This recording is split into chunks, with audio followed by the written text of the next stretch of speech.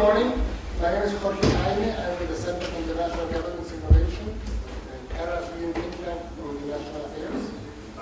First of all, I would like to thank the Asan Institute for Policy Studies for the kind invitation to put us all together to share our perspectives on what is happening in the Western Hemisphere.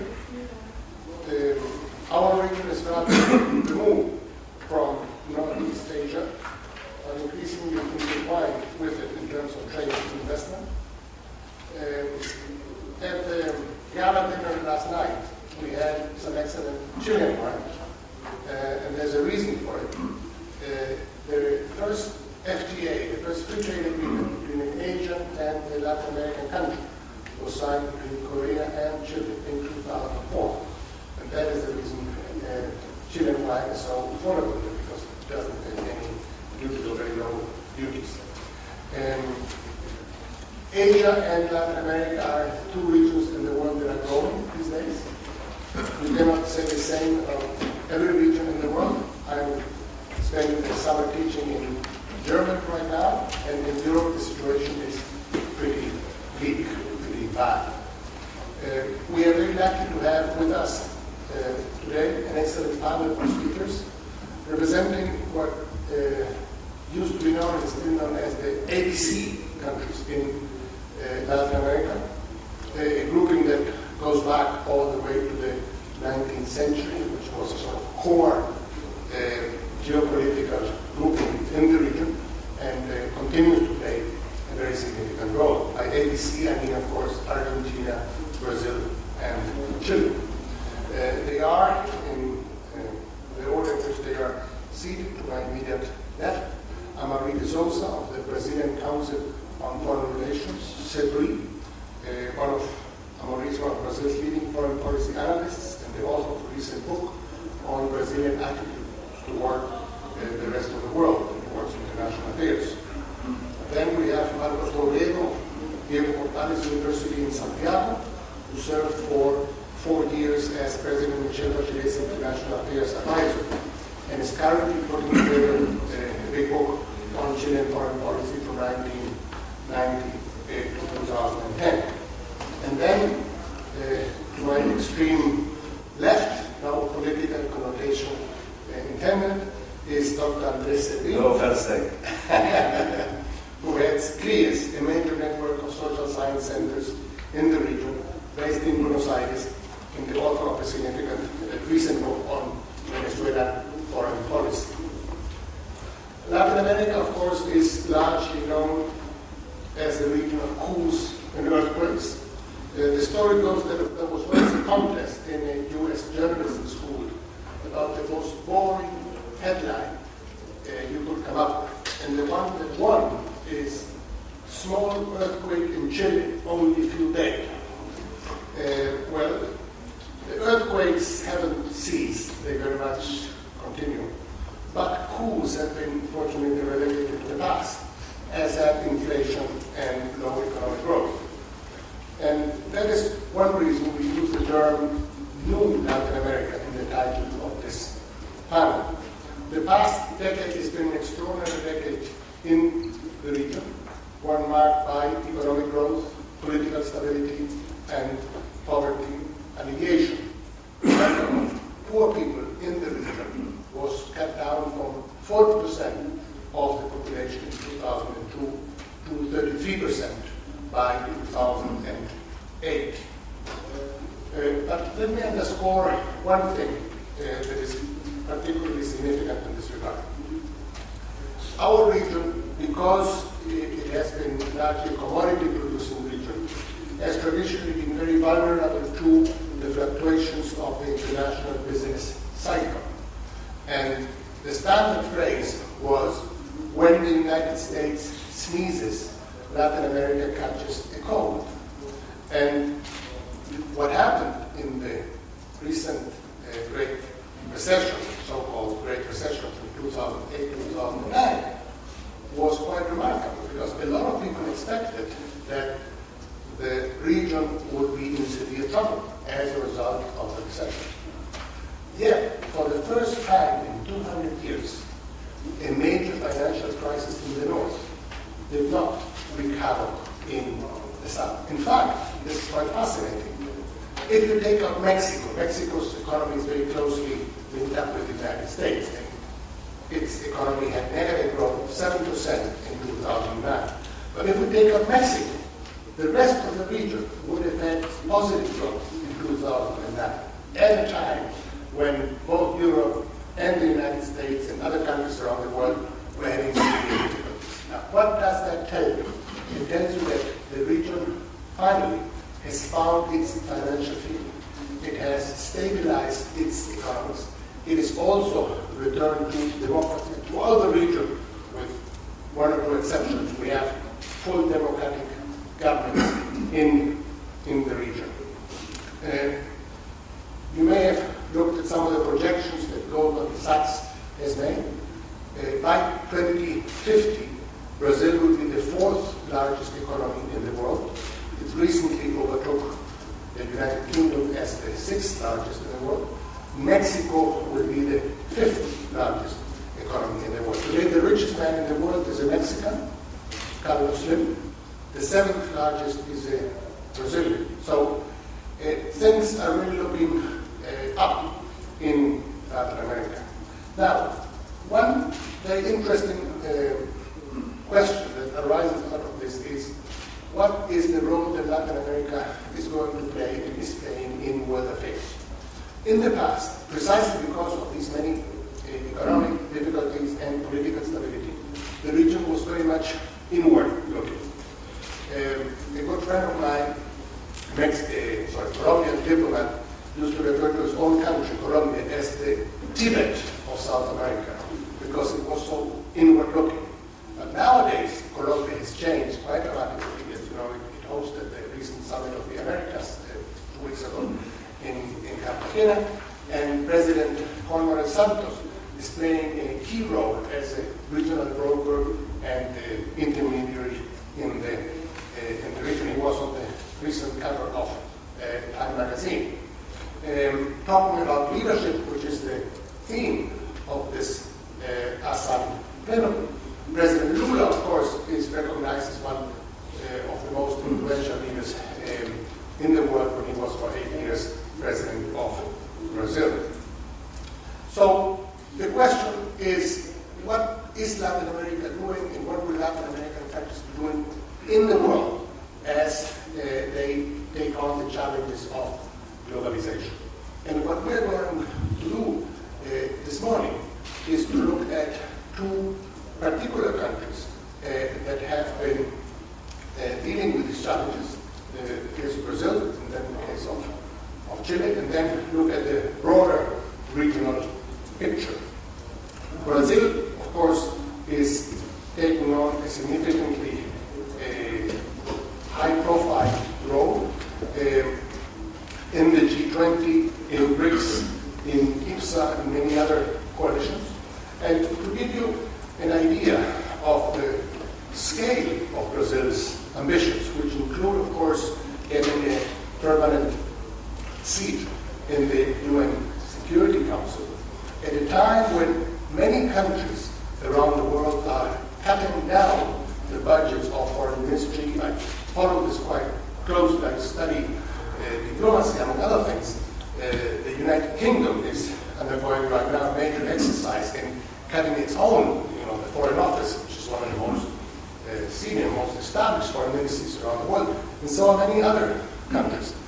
Well, from 2002 to 2010, Brazil opened a total of 40 new full embassies, 4-0. There's no other country in the world that has done anything like this. The last time I looked, Brazil had 100, and Amaury may correct me, 138 full embassies abroad. The United States, last figure I saw, was 164. So we may soon reach a point in which Brazil has more embassies abroad than the United States. So, we must look at these numbers to have a sense of the enormous changes that are taking place in the way South American countries interact with the rest of the world. You could say, of course, there's only one Brazil. Well, but there are other smaller countries that are also cutting quite a significant path in international affairs. One such case, of course, is that my own country, Chile, often described as one of the countries in the global south that has made the most of globalization. Financial Times refers to it as the best performing economy in Latin America. There are a variety of reasons why this has been the case. But one of them is the international trade strategy that Chile has followed. Chile has developed its own very unique approach to promoting its international trade. There's a small internal market, only 17 million population, and therefore what it has done, it has decided to sign free trade agreements with as many countries around the world as it can.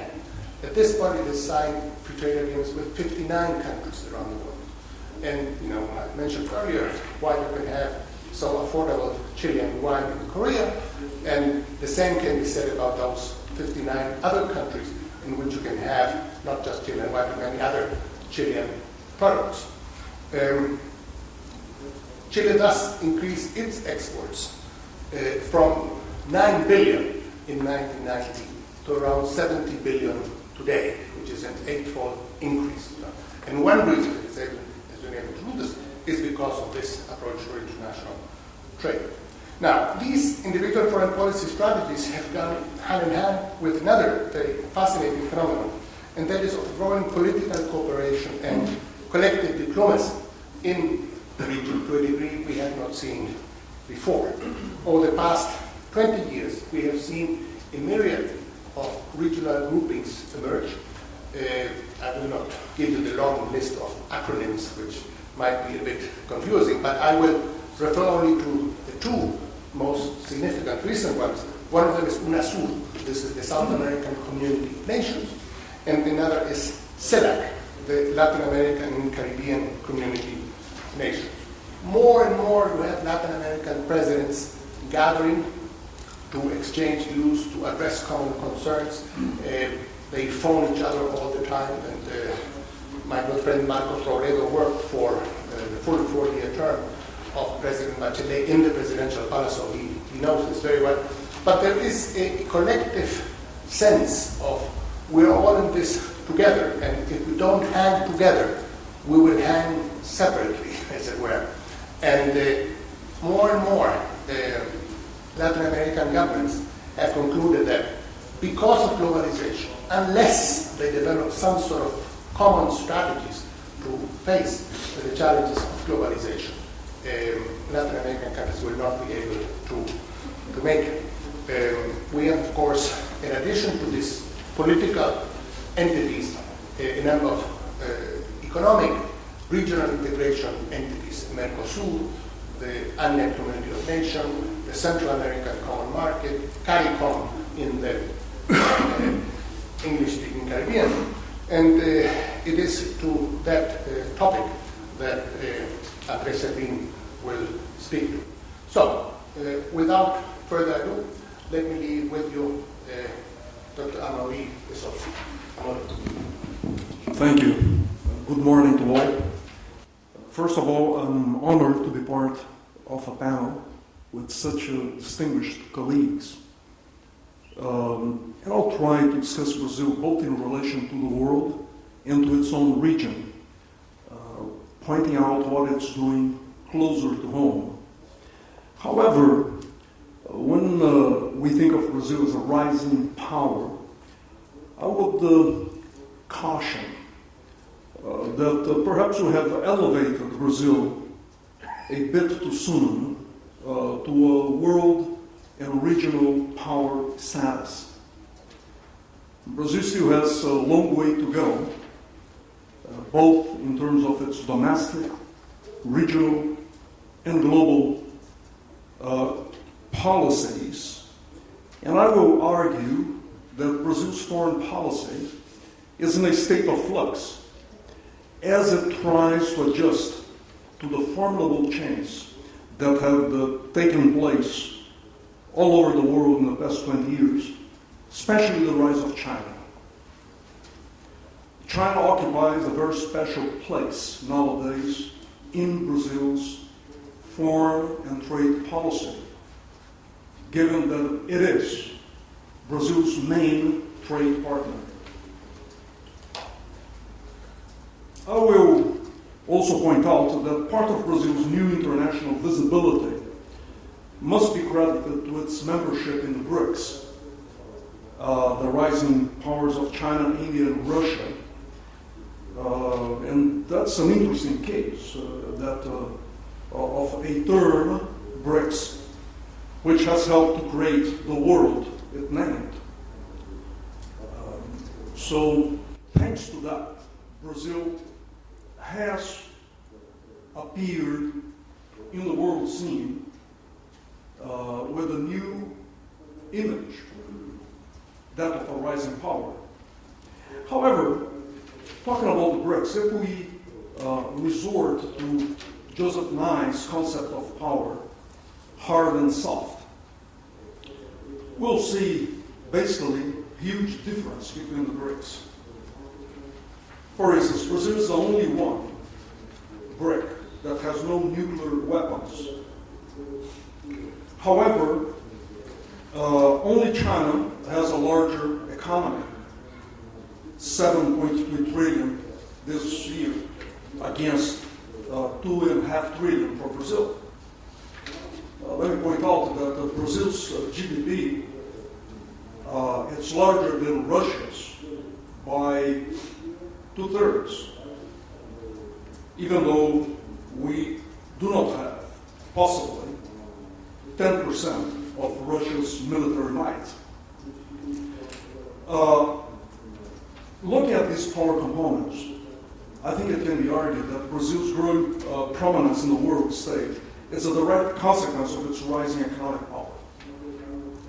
It has already been pointed out that it has overtaken the United Kingdom last year as the world's sixth largest economy, and we believe we are well on our way to overcoming France in the next 3 to 5 years and becoming the fifth largest economy before 2020.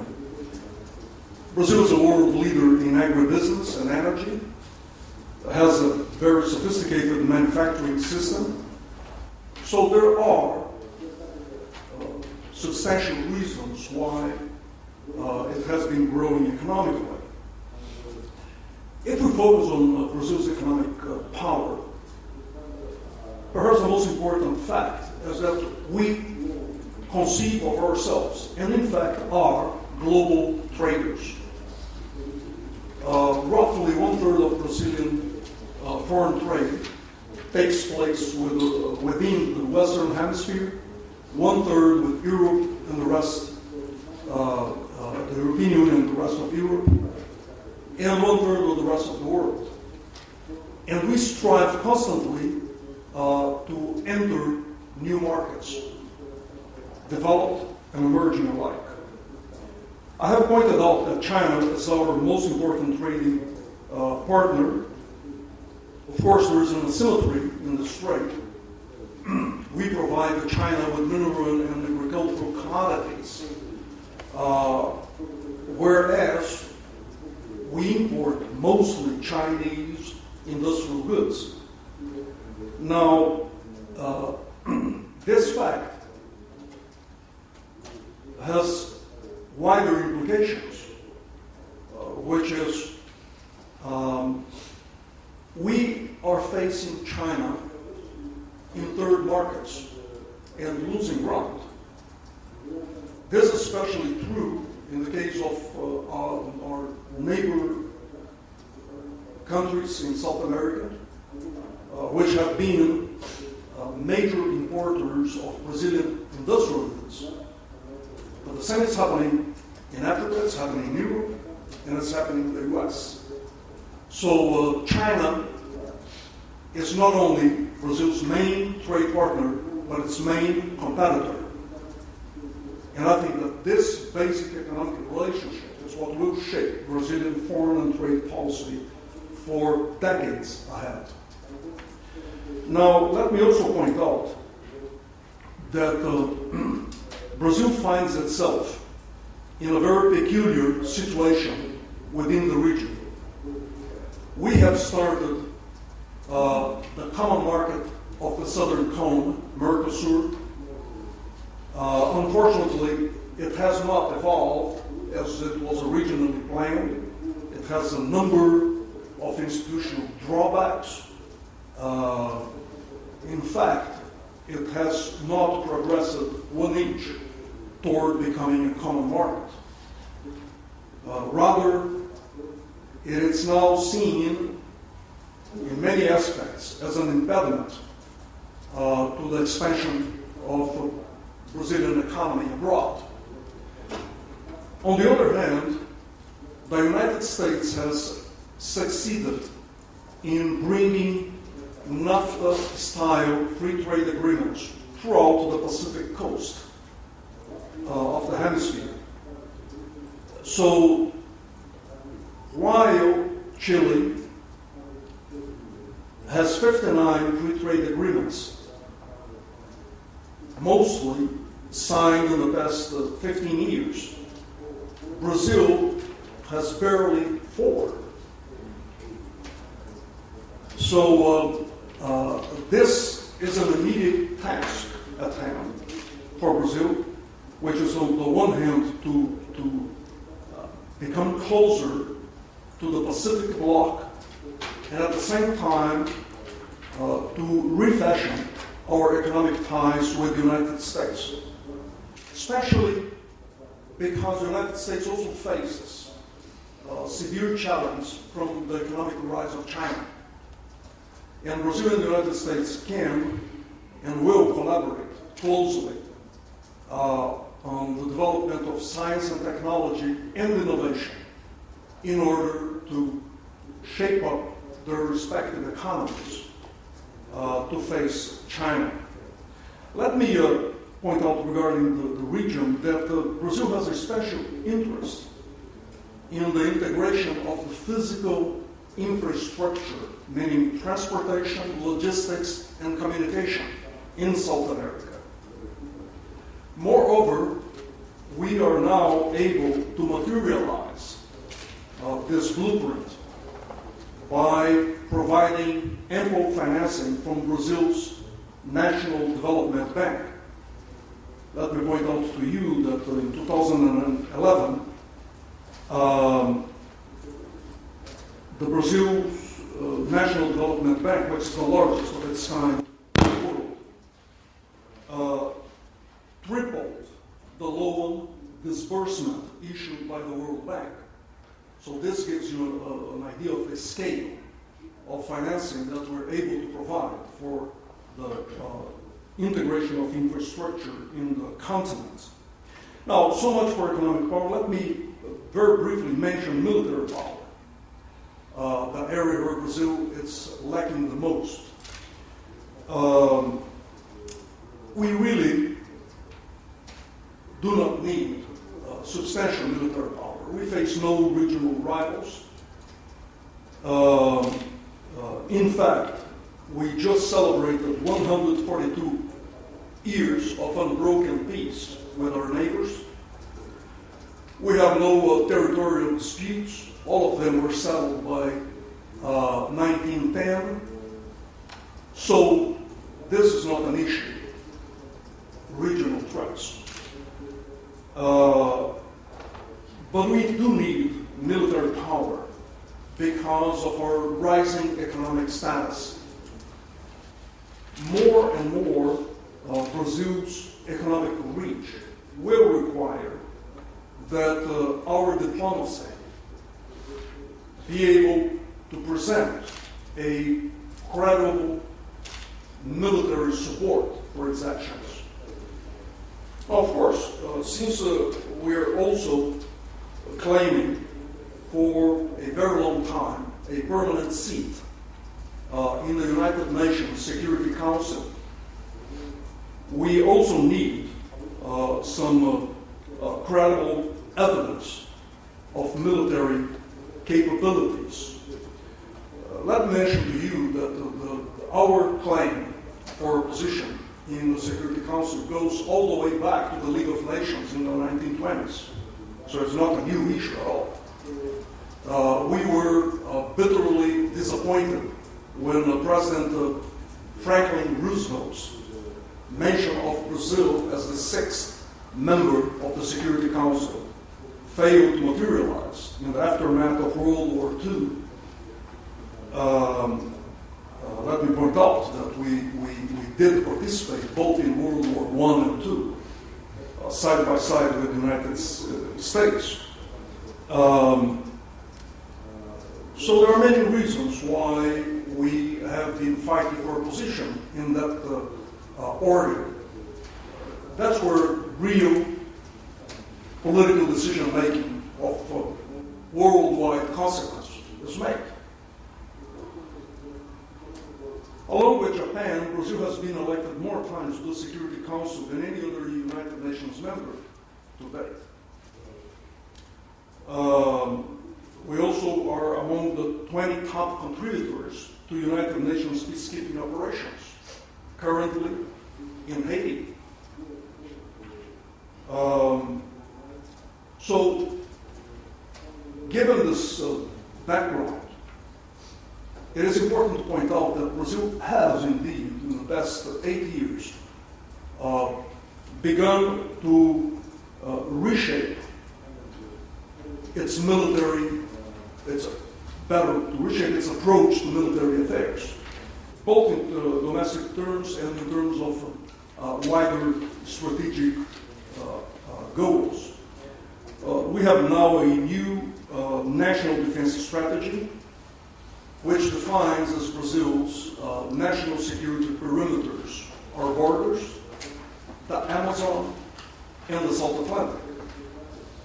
So now we clearly have reached beyond our borders in terms of security concerns. There is now wide re-equipment of the Brazilian armed forces, including the development of a nuclear submarine, which is being under construction currently in a partnership with France, but also in terms of aircraft. Brazil's Embraer is among the 3 leading aircraft manufacturers worldwide. So, to repeat myself, this is really looking into the future. It's no reaction to any kind of regional or immediate threat to Brazilian interests, but a view that in fact the world, as it becomes multipolar, it also becomes a more dangerous place to be. Very rapidly, let me point out to what is considered to be our main resource, and that's soft power. Basically, diplomacy, economic leverage, stress on common interests and negotiation, peaceful resolution of conflicts. This is the Brazilian record in terms of international relations. Brazil has had important roles, both, as I pointed out, in the United Nations, but again, in all multilateral organizations. We're one of the most active players at the WTO, at the International Monetary Fund. But of course, we do see that there are asymmetries in the representation of our interests in each one of these fora. That's the reason why Brazil claims the ability to participate in the shaping of a new global order in which its interests and values can be better represented. And I think we share this with most BRIC countries, especially with China and India. The basic question now is the following. In spite of all of this, Brazil does not aspire to be a regional leader, but rather a global player.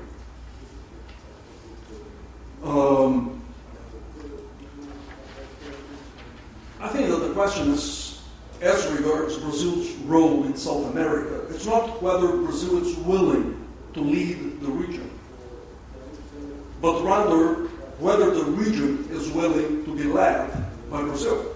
And I don't think it is. Actually, I think that the answer to both questions is no. We are not willing to lead the region. We are willing to provide what you might call some international public goods, beginning with contributing decisively to regional political stability and security. Brazil has borders with 10 countries, so we face the same kinds of challenge in our region as China does.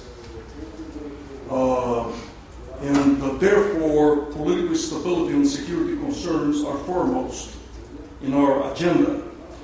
I have mentioned the integration of regional infrastructure. I could also point out environmental protection. Brazil has the most severe and demanding legislation regarding the environment in South America, and we would like to see it to the other countries. But essentially, these are the aims that Brazil now embraces for the following decades. Thank you. Thank you very much, Amaury. It has been said that the acronym that defined the previous decade, the decade without a name, is BRICS. And there's something to it.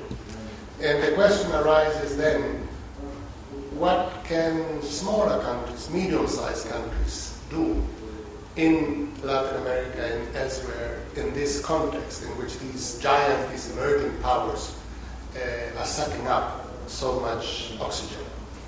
Marcos. Thank you very much. And also thank you, I want to thank the Asan Institute for the invitation to participate in this conference and this panel. And this is very important to strengthen the dialogue between the two rims, the two sides of the Pacific. And I think this is very important in this sense.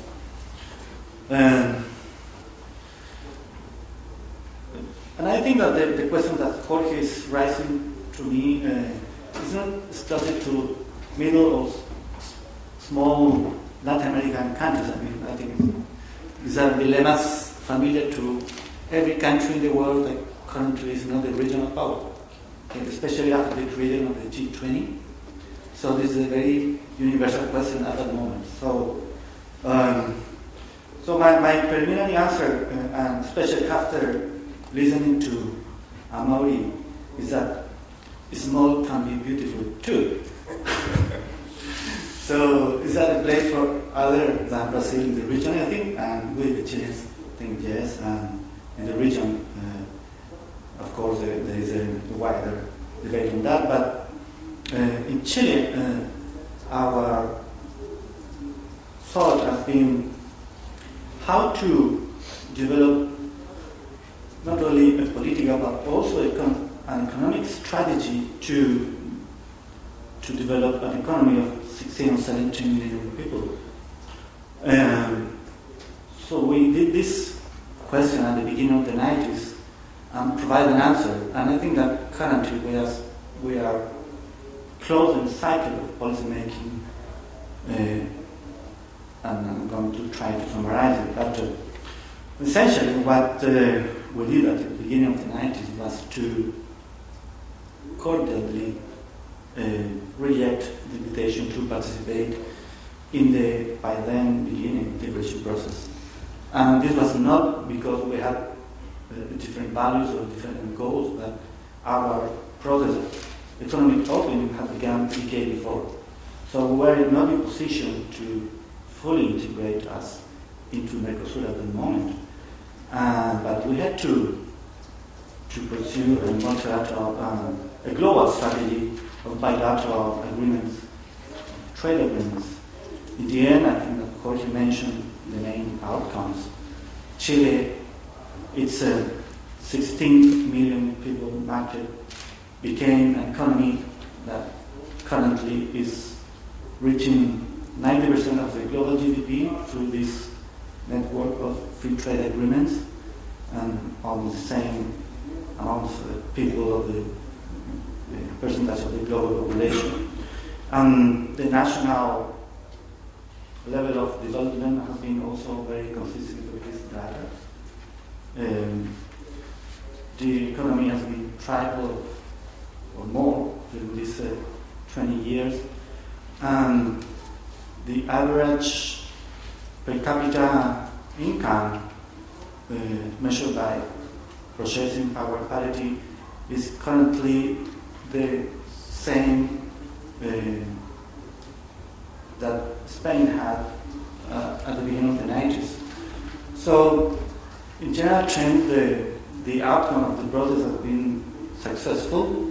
It has also, as every country, several problems, and if you take a look at the last economists, for instance, we are going to see some articles about the challenges that this kind of model of development is facing today. Essentially, it didn't address in a fair way the problems of inequality in the country. So the rising middle class is demanding more equality. This has to be addressed. Having said that, I think that Chile also developed a very active foreign policy regarding the region and regarding, in some sense, global politics also, despite this scale of the country. Regionally, I think Chile played a very significant role, contributing to create post-authoritarian regional governments in the 90s. It was very successful. And globally, I think Chile stressed some areas of the global debate, pointing out the need for a more equitable and more inclusive global governance. We participate in some very specific initiatives on that during all this time, especially on the social side of the debate, the global debate on the construction of global social policies. But much of this began to change during the 90s, at the end of the 90s in Latin America, and of course after the 2008 international crisis.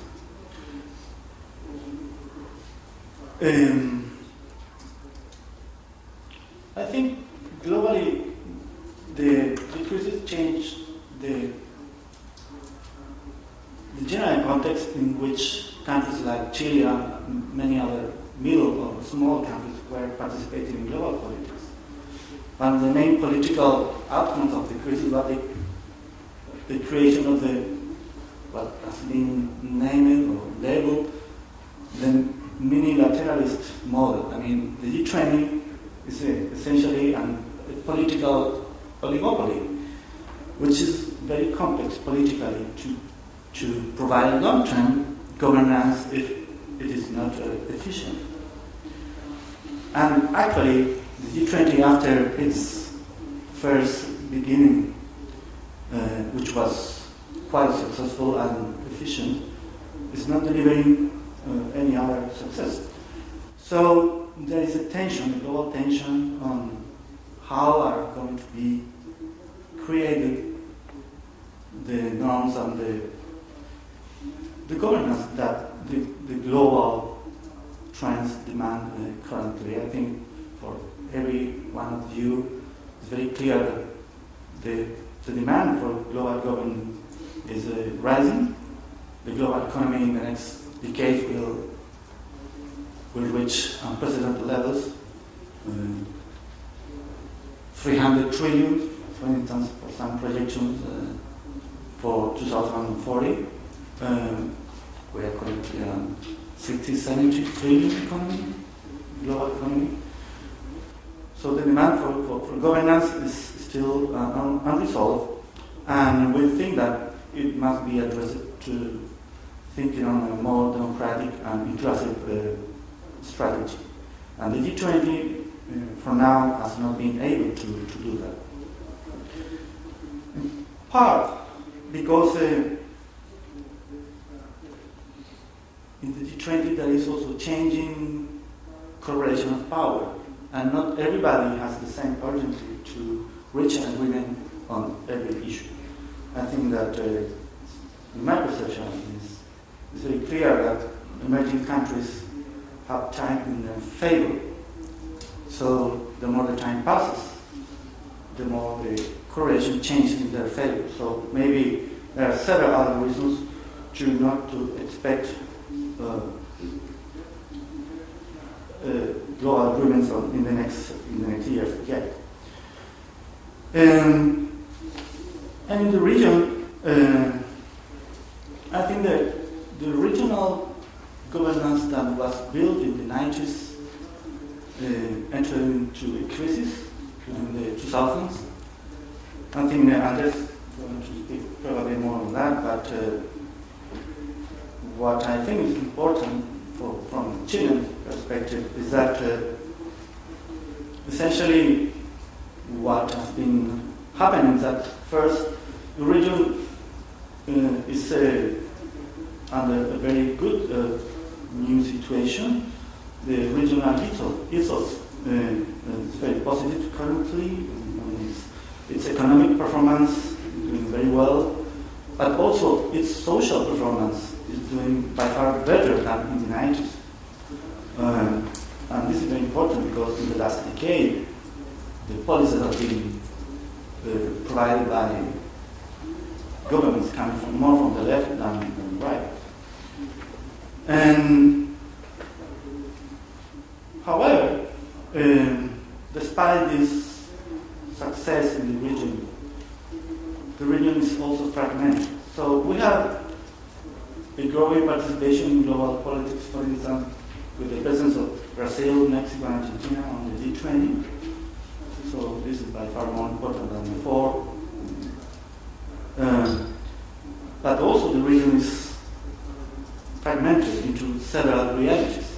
One is ideological, of course, and this is very well known, between the ALBAC bloc and the rest, I would say. The rest is a very wide coalition of different social models and liberals and conservative governments. But also there is a fragmentation between the north and the south of the continent. The north of the continent, and I mean Central America and Mexico, and the Caribbean, are currently being fully integrated into the North American economy, while the Southern American economy, and Amaury was talking about it in some sense, is being more diversified and more integrated to the Asia Pacific economy. And finally, I think there is a possible third kind of fragmentation between the Atlantic and the Pacific. But this is not clear. And it will depend on the policies that will adopt Brazil and Mercosur regarding the Asia Pacific. Because during the last 10 years, and Amaury mentioned also, this Chilean way to open its economy into the Asia Pacific has been imitated by other countries in the region, Central America, Mexico in some sense, but Central America, especially Colombia and Peru. So there is now a debate about which kind of relationship will Latin America build with Asia Pacific. Is the Southern American economy going to be integrated as a whole into the Asia Pacific or with the Asia Pacific economy, or will it try to negotiate its economic relationship? And I'm talking more than on trade, I'm talking on integrating into value-added change more than trade. So I think this is the kind of debate that we are having currently in Chile after this first cycle of economic opening to the world economy, we're debating how to add value to our economy and how to consolidate this economic development. And I think that we, as many Latin American countries and also some Asia Pacific countries, are currently trapped in the so-called middle income trap. Okay? So this is part of the debate, and we would expect in this context, despite this, in the case for the next years, we grow a bigger role of Brazil in the region because of the exponential, I would say, asymmetry between growth of the symmetry between Brazil and the region. Brazil is expected to be a 10, 12, 13 trillion economy for the next 10, 20 years.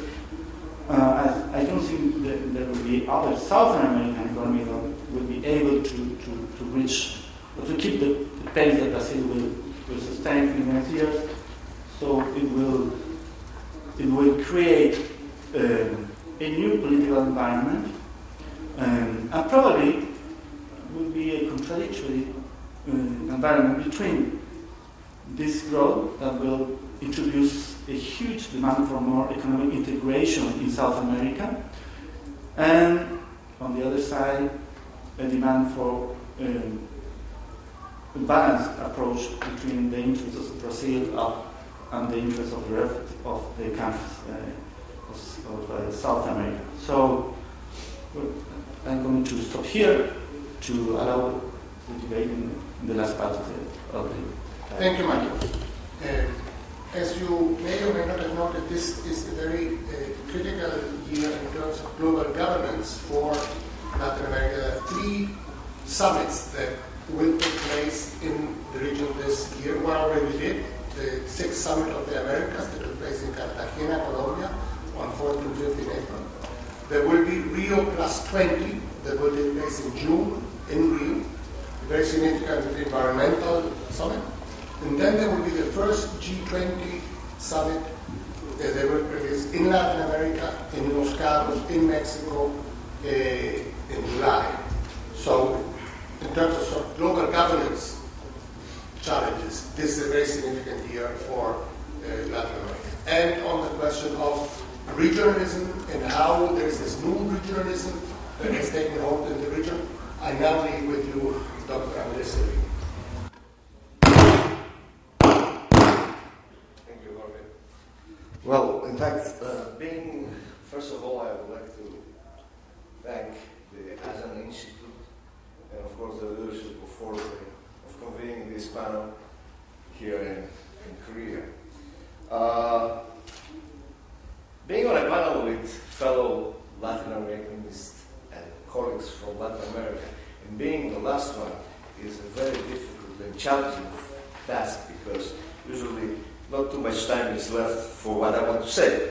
So I'm going to present just the headlines of what is happening in terms of the new phase of regionalism in Latin America. In this regard, maybe we are moving now from the trees to the forest to see the whole picture of what's going on in Latin America. First of all, we have to understand the context of those changes. Since the late 90s, the beginning of the century, the United States increasingly have been engaged in other areas.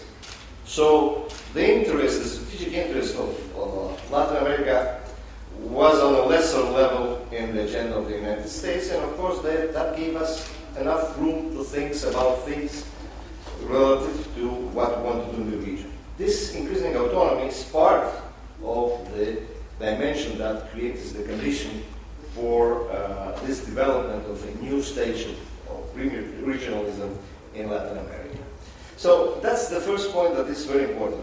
The second one is that in terms of the economy, what happened is that, as was already mentioned, there was a shift in terms of the focus on trade in the Atlantic to trade towards the Pacific area. And of course, if we take into account what is going on from Mexico to Argentina in Americas, we can see that once you are going down to the south, the proportion of trade with Asia is increasing comparatively with traditional trade with the United States, while still in the north there is a strong link with the United States. So this is also an important thing to take into account, because when we're going to talk about the new schemes of regionalisms, the new forms of regionalism in Latin America, we have to take into account that probably Mexico and Central America are a little bit out of this process. Now, the third thing which is important to understand this process is something that already was mentioned also, is that we had a return 20 years ago to democracy, and within this framework, what happened is that we had several left-wing and center-wing and left-oriented governments who took office during the last 20 years. That doesn't mean that we have a whole picture of left-wing governments, because now we have a more pluralistic representation in the region. But however, that was very important in terms of how the agenda on the regional level is going to change. So once we understand that those conditions create some space, some room for the development of new approaches to regionalism in Latin America, we can understand that something happened in the last 10 years. First of all, we had the proliferation of meetings and summits and an increasing interaction between the presidents and the heads of state in Latin America. That creates a very special atmosphere. But additionally to that, there was the disposition to move the agenda from what happened in the 90s, which was mostly an agenda focused on free trade as it was developed within the America's free trade area as the initiative launched by the United States, to a more political agenda, where the conception of free trade as it was introduced both by the Washington Consensus and by Initiative for the Americas was a little bit changed. So this is the first thing. And we have to take into account that this is happening in a very favorable economic environment. The most recent forecast of the IMF is that the region is going to grow in the next 5 years from 3.5 to 4%. And of course, this is quite a development for the region, taking into account what is going on in the rest of the world. So also this brings the question of why there is this aspiration to look for a new form of regionalism. And within this context, as already was mentioned by Jorge and other members of the panel, also we are having a proliferation of new integration mechanisms with different approaches. One key mechanism, of course, is UNASUR, which was originally based in Mercosur and broadened afterwards, with the inclusion of some other countries in South America, but it's mostly focused on South America. And where we have, even if probably Amaury is going to be a little bit reluctant to accept this, at some point there was some competition between two different leaderships. One, a very assertive leadership of the Venezuelan President Chavez, and the other, the reluctant leadership of Brazil during the process, mostly expressed also through different integration schemes. One is UNASUR, which was mostly promoted by Brazil since the beginning with the creation of the South American Community of Nations in the 90s. And the other one is the ALMA, the Bolivarian Alternative. First, the Bolivarian Alternative for the Americas as a reaction to the FTA, and later the Bolivarian Alliance for the Americas, a more proactive, more assertive way of approaching, which is mostly ideological. And finally, from the convergence last year it was established the Latin American and Caribbean Community of Nations, CELAC, which is still in the process of being designed and built up. However, this proliferation of different schemes, first of all, marks a clear differentiation from the North.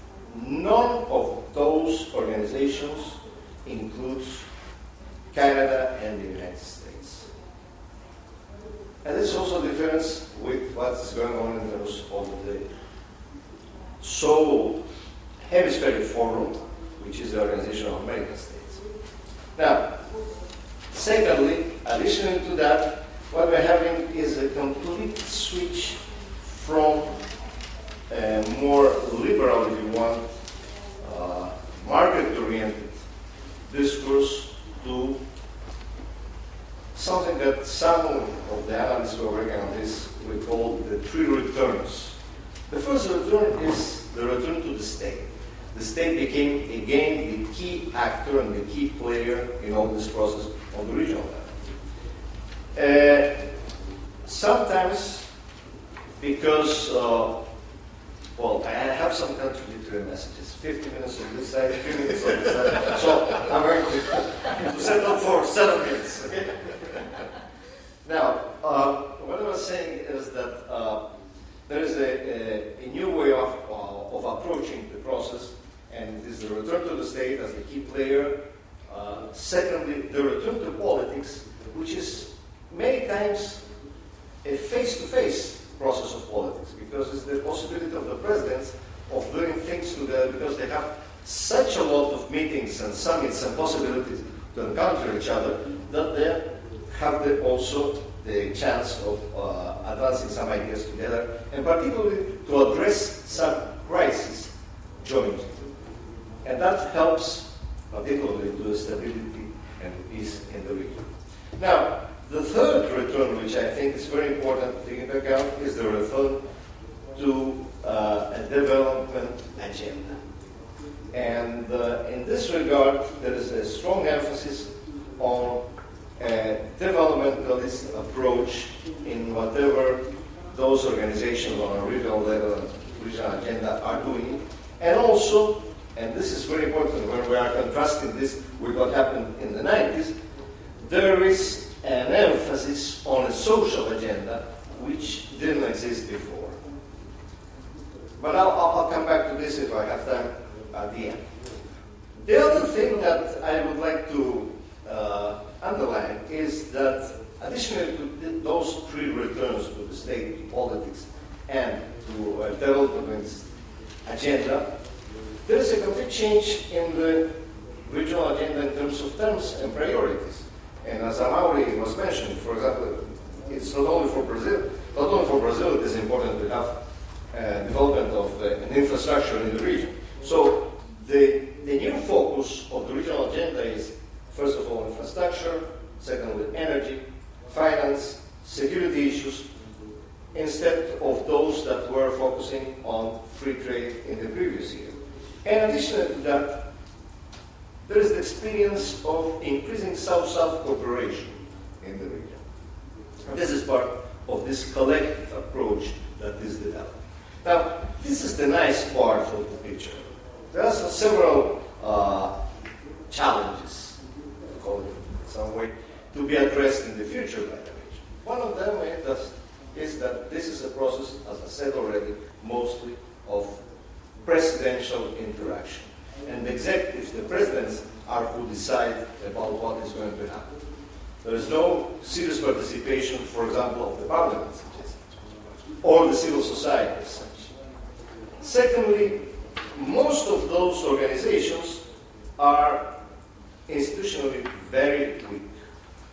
There is no aspiration to develop an institutional strong structure to support this organization. The best example is what happened with CELAC when it was created. Chavez, for example, wanted a strong structure just to oppose to the Organization of American States, and there was a complete reluctance by the rest of the head of states to accept even a general secretariat for the CELAC. And however, I would say that maybe the other challenge that it should be addressed in the future within those organizations is, again, the lack of citizen participation. It's a decision by the governments. The governments feel that they are allowed to make decisions because they were elected. But there is no room for civil society or private sector influence on those decisions. And my last comment may be to show that, however, we have some South-South cooperation on a global level, which is working, is the case of this recent initiative by Brazil of promoting a principle which complements the responsibility to protect within the UN with the new document called the responsibility while protecting, which emphasized the preventive part of the initiative. And the interesting thing was that the UN nation who invited for the discussion on that was the Chilean nation. So this is a sort of illustration, just to end on a positive note this presentation. Thank you. Thank you very much, Luis. We will now open the floor for questions. The original plan was to have some interaction between us, but we started a bit late. So I will now turn the floor over to you. Yes. Could you please identify yourself? Nicholas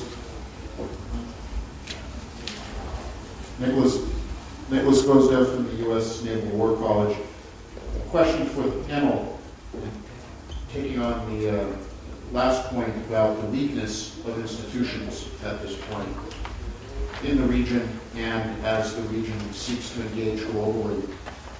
How much in the next 5 to 10 years for CELAC, UNASUR, IPSA, the BRICS, will continue to depend upon strong presidential leadership, and to what extent, or where can you see a point where these institutions will become self-perpetuating, institutionalized, or is there a possibility that 5, 10 years from now, a panel like this would look back and say, these were great ideas, President Lula, for instance, really pushed them, but they withered on the vine, and CELAC is gone, IPSA is gone, BRICS is dissolved, and in a world of 2020, we don't have any of the things that were discussed. So your opinions on where we go from here?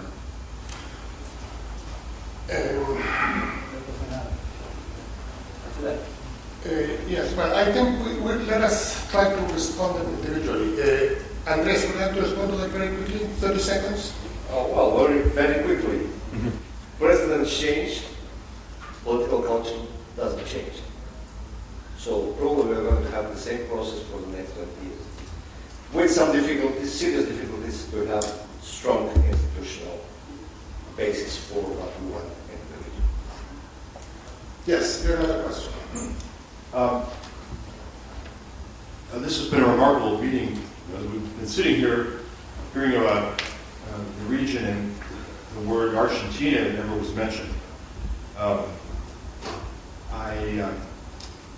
from the Carnegie Endowment. My name is Mark Hibbs, and I do most of my work in the nuclear area. And we look at, in the nuclear field, we look at the region with a focus on Argentina and Brazil. And as you are well aware, we had a strategic and political relationship between those countries which dominated the discourse in many areas in South America for many years. And what's happened in nuclear politics is that the Argentines have basically oriented their nuclear policy around the bilateral relationship with Brazil. And the question I have for you is whether this positioning of Argentina in this regard is sustainable in the long run, given the fact that Brazil is pulling ahead. Some people have suggested that there are some tensions there where Argentina may in the future not be willing to basically orient its strategic relationship in this particular area, also with the energy realm, on the basis of Brazil's policy. We're seeing in certain areas some friction arising, and I'd be very interested in what you have to say about where that relationship will evolve. Amaury, would you like to address that? Or? Sure. Well, it's hard to foresee what Argentina may do. Domestic politics have been rather erratic, to say the least. So, judging from threats to revive the Falklands issue, Argentina can go in a number of ways. Now, as far as Brazil is concerned, I think that the terms of our strategic relationship with Argentina are rather strong. And I mean to say, both economically, the two countries are indeed those that have achieved the highest economic integration in the region. Secondly, there is a great degree of military integration. We have joint military exercise constantly. There is constant consultation between the armed forces, and the mutual confidence measures have been built over the years. Thirdly, Argentina indeed has the capability, as Brazil, by the way, also does, to build nuclear weapons. In the case of Brazil, there are further restraints, since we are prohibited from developing nuclear weapons by the Constitution. But I would say that any move by Argentina in this direction would find the first opposition from Brazil. And I mean, this is not a negotiable issue for us at all. Andres, would that May I add something? Maybe very briefly, big difference to understand what's going on in terms of the relationship and forecast what could happen in the future between Brazil and Argentina is when you think about state objectives and government objectives. And one thing is what Itamaraty have clear for the future, clearly posed for the future, and what the Minister of Foreign Affairs is doing in Argentina. Yes. Could you identify yourself? Yes, James Kennedy from Cal State University in Buenos. Fascinating discussion. One of the panelists had mentioned it was most surprising because nobody ever talked about the big elephant in the room until the very end, which is the U.S. And you suggested that the U.S., in terms of the relationship between the U.S. and Latin America, has been sort of not on the radar as far as Washington is concerned. Yet, I wonder whether this is going to continue as Latin America continues to grow and exert dominance, or continues to be a significant player. If what you're suggesting is true in the case of countries like Brazil, for instance, what is the region's approach to dealing with the United States as it tries to overcome the challenges of cooperation and regional integration? Is the U.S. in the picture at all? Just because the elephant is not in the room, it doesn't mean that it's not watching you through the window. I wonder whether this is even in consideration, given the history of the relationship between the region and the United States. Let me speak to that. What you have here is quite clearly two different trends. Central America, the Caribbean, and Mexico is becoming more and more integrated with the United States. Its economy, its migration patterns, even its sports are more and more part of the U.S. orbit. South America, on the other hand, you look at trade and investment, figures, it's quite clear. It's being linked up much more with Asia. Brazil's main trading partner is #1 trading partner is China. Chile's #1 export market is China, not the US. Argentina and Peru are moving in the same direction. So what I see, and I'll be happy to see what my colleagues on the panel have to say, but I see a very different trend.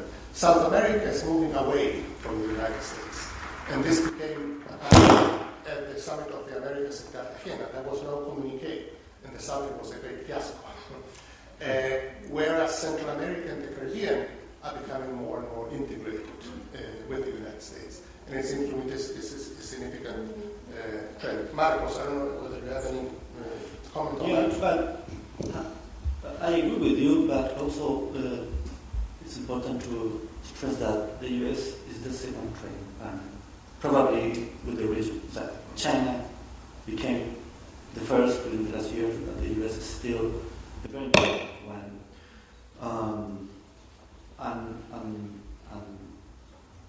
as it has been mentioned, it's very important for the northern part of the region. So, but there is also a second part of the problem, is that the U.S. doesn't have also a policy for the region beyond its immediate border with Mexico and Central America.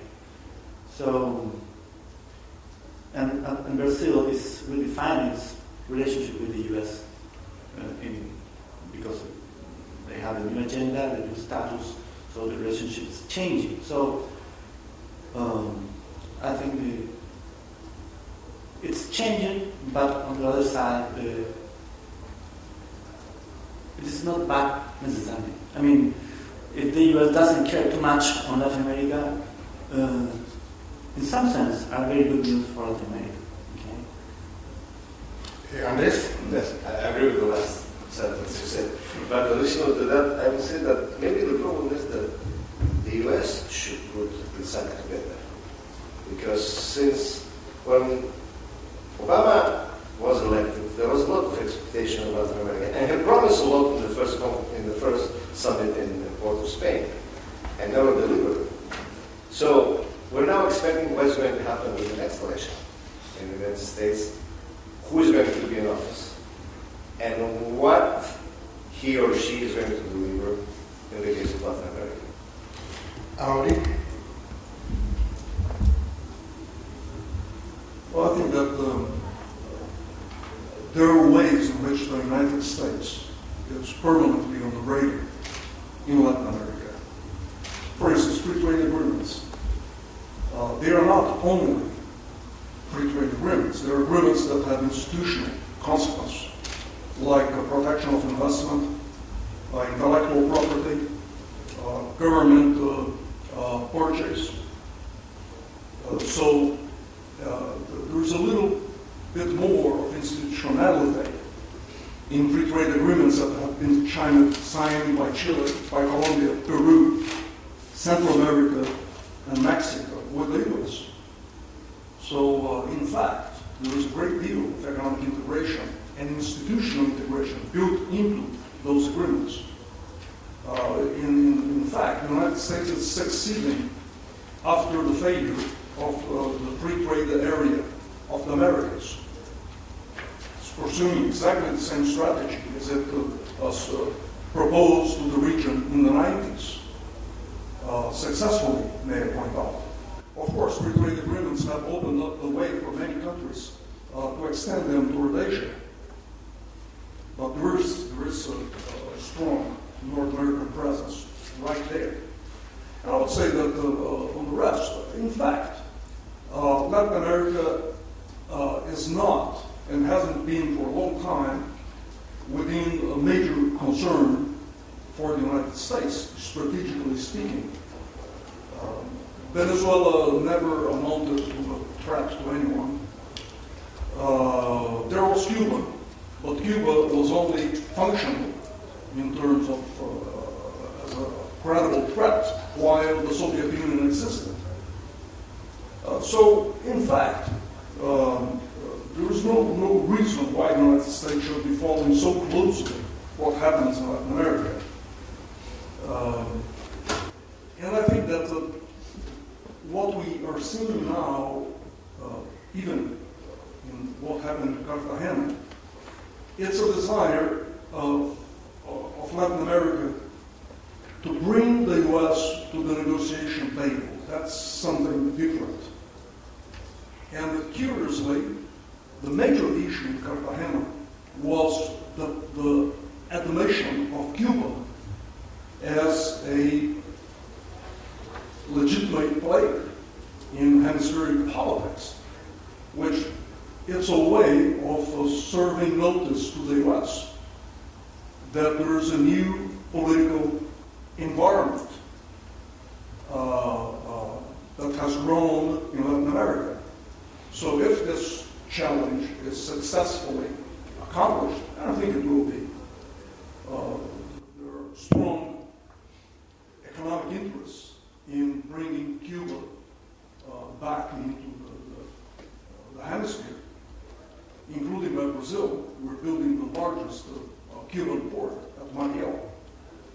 And of course, Spain has been there for quite some time. China is really loyal off the coast of Cuba. So we all want to get into the island. So there is an enormous economic pressure for the U.S. to accept these terms. Once this happens, I think that a great deal of antipathy toward the United States will dissolve. It will, of course, dissolve also the kind of charisma that Chavez has been wielding around the region. Very good. On that note, I think we're run out of time. Please join me in a big hand for our speakers. Thank you all for joining us this morning, so early in the morning, on a topic so far removed from Northeast Asia. Thank you again. Ladies and gentlemen, we will have a short coffee break.